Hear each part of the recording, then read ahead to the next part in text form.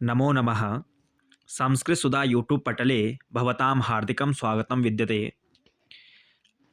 प्रिय दर्शकों, आज का महत्वपूर्ण प्रकरण है समास प्रकरण। संस्कृत व्याकरण में समास का एक महत्वपूर्ण स्थान है। तो आइए जानते हैं कि समास क्या है। सर्वप्रथम हम देखते हैं कि जो समास है उसकी परिभाषा है समसनम समासः, अर्थात संक्षिप्त करने की प्रक्रिया को क्या कहा जाता है? समास कहा जाता है। संक्षिप्त से समझा जाए अर्थात कोई वाक्य है, उस वाक्य को उसमें हमने बड़े शब्दों का प्रयोग किया। उन शब्दों को हम यदि संक्षिप्त में लिख सकते हैं तो वह किसके माध्यम से? समास के माध्यम से। परंतु उसके कुछ नियम होते हैं।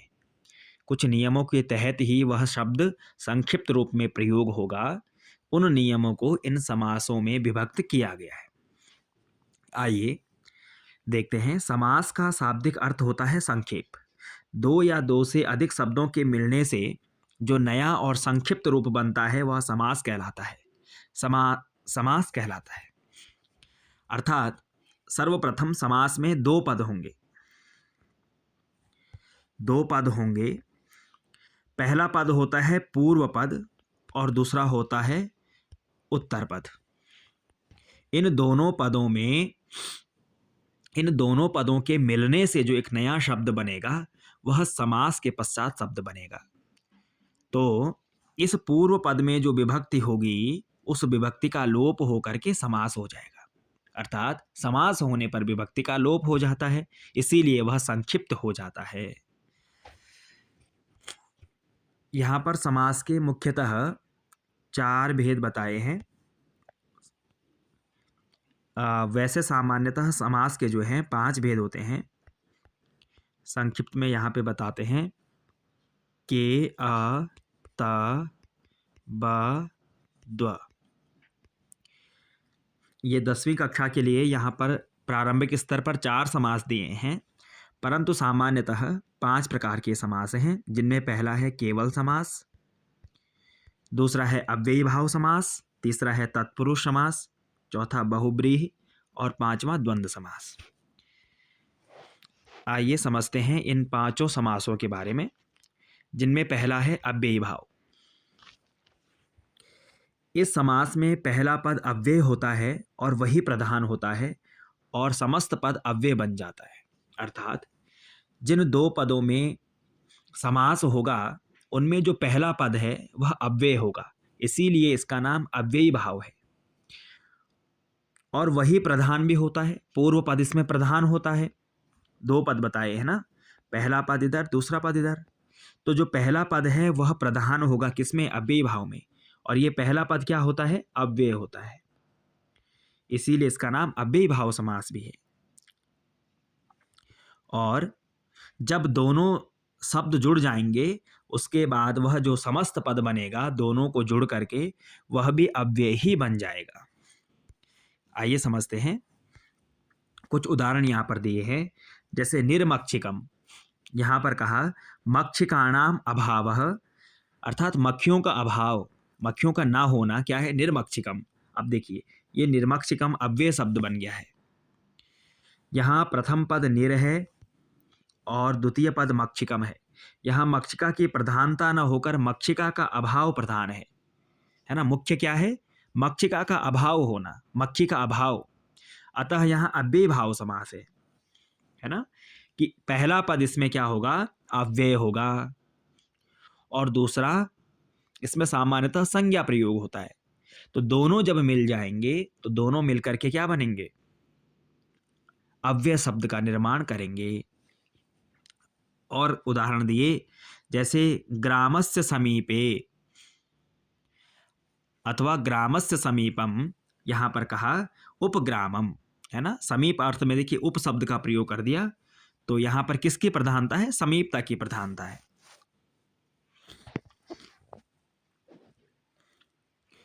आगे कहा निर्जनम, जनानाम अभावः, है ना, लोगों का अभाव। जैसे मक्षिका का अभाव था तो निर्मक्षिकम, ऐसे जनानाम अभावः निर्जनम। ठीक है, निर्जनम।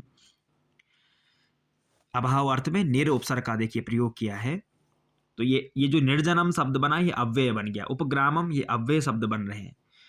आगे का रथस्य पश्चात यानी रथ के बाद, है ना, रथ के पीछे अनुरथम। ऐसे ही ग्रहम ग्रहम प्रति प्रतिग्रहम, है ना, ग्रहम ग्रहम प्रति प्रतिग्रहम। आगे शक्तिम अनतिक्रम्य यथाशक्ति, ठीक है। चक्रेण सहितम सचक्रम, जैसे हम कहते हैं सपरिवारम, अर्थात परिवारेण सहितम सपरिवारम, तो चक्रेण सहितम सचक्रम।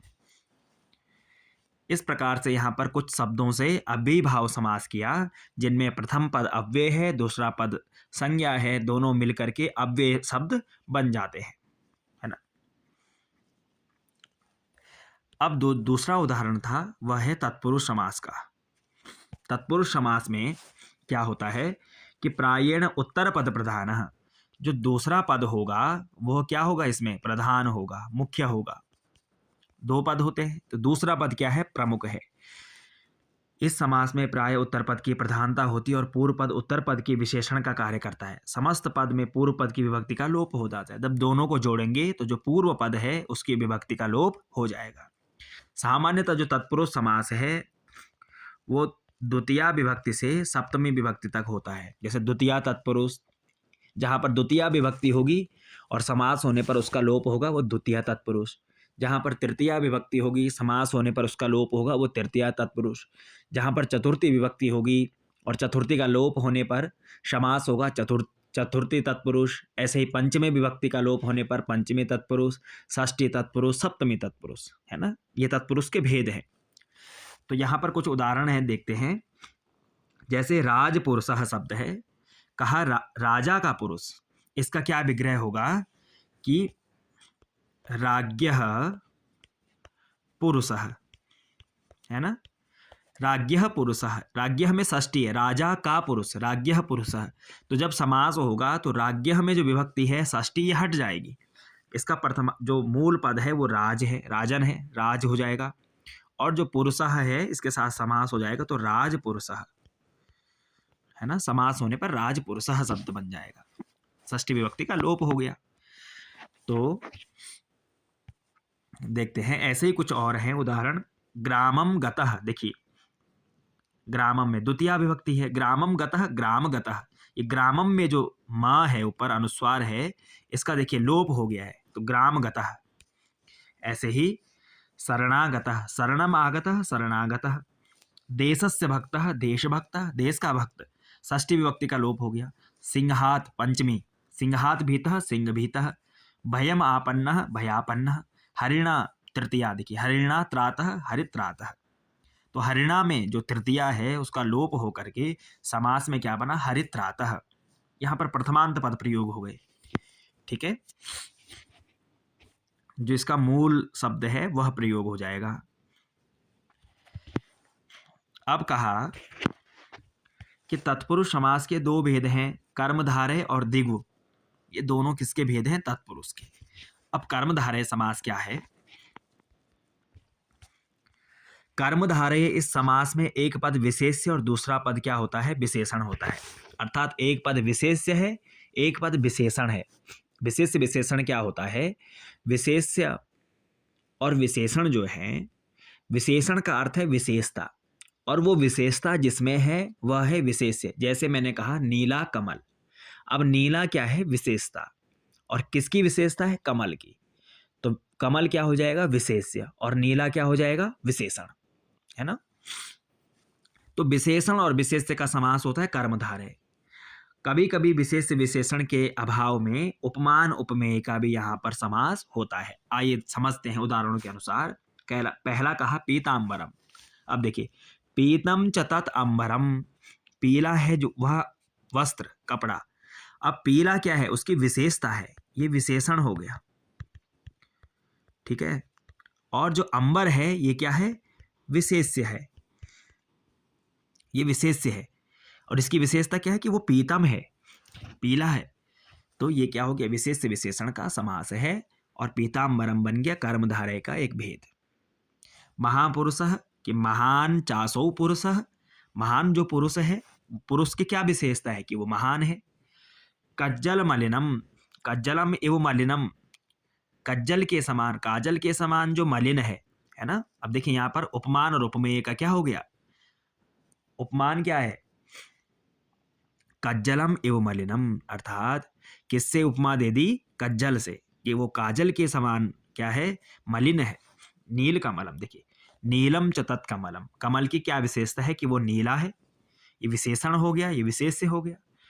मीन नयनम, मीन एव नयनम, देखो क्या उपमा दी यहाँ पर, उपमान उपमेय का भी होता है। उपमा क्या दी कि मीन के समान है, मछली के समान उसके क्या है, आंख है। मुख कमलम, कमलम एवं मुखम, कि उसका कमल ही, कमल के समान क्या है, मुख है। किससे उपमा दी है, कमल से दी है। तो विशेषण विशेष्य और उपमान उपमेय का जो समास होगा वो कर्मधारय समास होता है। इसी का जो दूसरा भेद था तत्पुरुष का, वह है द्विगु समास। संख्या पूर्वो दिगु, अर्थात जिस समास में पूर्व में संख्या होगी वह दिगु समास होता है। इस समास में पहला पद संख्यावाची है और समाहार, अर्थात वहां पर एकत्रीकरण किया जाता है, समाहार होता है, मिलाया जाता है। जैसे उदाहरणों में समझते हैं, त्रिभुजम, त्रिभुजम में संख्यावाची है तीन। अब देखिए त्रयाणाम भुजानाम समाहार, जहां पर तीन भुजाओं का समाहार है वो क्या हो जाएगा, त्रिभुजम। तो आगे संख्या भी है और समाहार भी हो रहा है, जिसके पूर्व में संख्या होगी वह द्विगु समास हो जाएगा। तो त्रयाणाम भुजानाम समाहारः त्रिभुजम, द्विगु समास हो गया। आगे देखिए, इसमें पूर्व पद त्रि जो है वो संख्यावाची है। आगे पंच पात्रम, पंचानाम पात्राणाम समाहार, संख्या क्या हो गई पंच और समाहार हो गया पंच पात्रम। पांच पात्रों का जो समाहार है उसको कहते हैं पंच पात्रम। पंचवटी, पंचानाम वटानाम समाहार पंचवटी। ऐसे ही सप्तानाम ऋषीणाम समाहार सप्तर्षि, सप्त क्या हो गई, संख्या हो गई, और ऋषि, ऋषियों का समाहार तो सप्तर्षि। चतुर्युगम, चतुर्नाम युगानाम समाहार चतुर्युगम। देखिए हर किसी शब्द के आगे संख्या प्रयोग हो रही है, जैसे त्रिभुजम में तीन, पंचपात्रम में 5, पंचवटी में 5, सप्तर्षि में 7, चतुर्युगम में 4, और समाहार हो रहा है, उनका मिलन हो रहा है। इस प्रकार से यहाँ पर द्विगु समास हो गया। अब आगे देखते हैं बहुब्रीहि समास जो है, अन्य पद प्रधान बहुब्रीहि। इसमें ना तो पूर्व पद प्रधान होता है ना उत्तर पद प्रधान होता है, इसमें कोई अन्य पद प्रधान होगा। कैसे, उदाहरणों से समझते हैं। पीतांबर, देखिए पीतांबर, पीतम अंबरम यस्य सह, कि पीले हैं वस्त्र जिसके, यस्य सह है ना। इसका इसका इसकी पहचान क्या है कि यस्य सह, जिसके, जिसका, है ना, कि पीला है वस्त्र जिसका। अब किसी अन्य का बोध होगा ना, पीला है वस्त्र जिसका, किसका है, भगवान विष्णु का है। तो यहां पर किसकी विशेषता है, भगवान विष्णु की, किसी अन्य पद की है, ना पीले की है ना अंबरम की है, किसी अन्य की विशेषता है, वो कौन है, विष्णु भगवान है। इसी प्रकार नीलकंठ, नीलः कंठ यस्य स, नीलकंठ कौन हो गया, शिव है ना। नीला है कंठ जिसका, वो कौन है, शिव है। ऐसे ही 10 आननानि यस्य स, दशाननः कौन है, रावण। फिर कहा अनेक कोटिसारः, अनेक कोटिसारः यस्य स, अनेक कोटिसारः अर्थात धनम, अनेक कोटियों का जो सार है। फिर कहा विगलित समृद्धिम, विगलिता समृद्धि यस्य, विगलित समृद्धि तम विगलित समृद्धम, है ना, पुरुषम। फिर कहा प्रक्षालित पादम, प्रक्षालितौ पादौ यस्य, प्रक्षालित पादः तम प्रक्षालित पादम, जिसके पांव क्या हो गए हैं, धुल दिए हैं, ऐसे व्यक्ति को। तो किसी अन्य का बोध हो रहा है। यहाँ पर बहुब्रीहि समास है। सामान्य सह आपको यहाँ पर विशेषता पहचान में आ जाएगी कि यस्य सह, यस्य सह, यस्याः सह, है ना। आगे यस्य तम, ऐसे करके यहाँ पर पहचान में आ जाते हैं कि जिसका, जिसने, इस प्रकार से बहुब्रीहि समास में कुछ शब्द पहचान वाले होते हैं। तो अन्य पद प्रधान भी हुआ। अब अंतिम जो समास है वह है द्वंद्व समास। द्वंद्व का अर्थ है उभय पद प्रधानः द्वंद्वः। उभय का अर्थ है कि जिसमें दोनों ही पद क्या हो, प्रधान हो, पूर्व पद भी उत्तर पद भी। इस समास में पूर्व पद और उत्तर पद दोनों की समान रूप से प्रधानता होती है और बीच में क्या, च पद का प्रयोग होता है। पहचान के लिए क्या है कि बीच में च शब्द का प्रयोग होगा,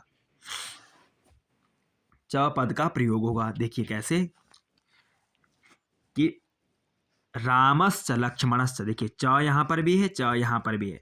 पहले तो च से ही समझ जाइए कि यहां पर द्वंद्व समास होगा। रामश्च लक्ष्मणश्च क्या बन गया, राम लक्ष्मण, दो है ना, द्विवचनांत पद है। रामश्च लक्ष्मणश्च राम लक्ष्मण। जैसे हिंदी में क्या बनाते हैं, राम और लक्ष्मण, है ना, तो बीच में योजक चिन्ह प्रयोग होता है। यहाँ योजक के स्थान पर च का प्रयोग है, रामश्च लक्ष्मणश्च राम लक्ष्मणौ। माता च पिता च पितरौ। देखिए धर्मश्च अर्थश्च कामश्च मोक्षश्च, चार हैं, धर्मश्च अर्थश्च कामश्च मोक्षश्च, धर्मार्थ काम मोक्षाः। ये बहुवचन है ना, क्योंकि चार हैं। च का प्रयोग सब में हो रहा है। देखिए च, यहाँ पर भी च, यहाँ पर च, यहाँ पर च, धर्मश्च अर्थश्च कामश्च मोक्षश्च। तो इस च से ही समझ जाइए कि यहाँ पर द्वंद्व समास है। फिर वसंतश्च ग्रीष्मश्च शिशिरश्च, तीनों ऋतु हैं, वसंत ग्रीष्म और शिशिर। वसंत ग्रीष्म शिशिराः बहुवचन है। द्विवचन में राम लक्ष्मणौ पितरौ, है ना, और बहुवचन में वसंत ग्रीष्म शिशिराः शिशिरस्, वसंत ग्रीष्म शिशिराः, वसंतश्च ग्रीष्मश्च शिशिरश्च। तो ये द्वंद्व समास है। इसके बीच में च शब्द का प्रयोग होगा, वहां पर द्वंद्व समास हो जाएगा। तो ये समास है। प्रिय विद्यार्थियों, संस्कृत व्याकरण को जानने के लिए, संस्कृत में वाक्य सरलता से प्रयोग करने के लिए, संक्षिप्त में प्रयोग करने के लिए समास का ज्ञान होना आवश्यक है। आप इस वीडियो के माध्यम से समास को अच्छे प्रकार से समझ सकते हैं और उनका प्रयोग कर सकते हैं। धन्यवाद।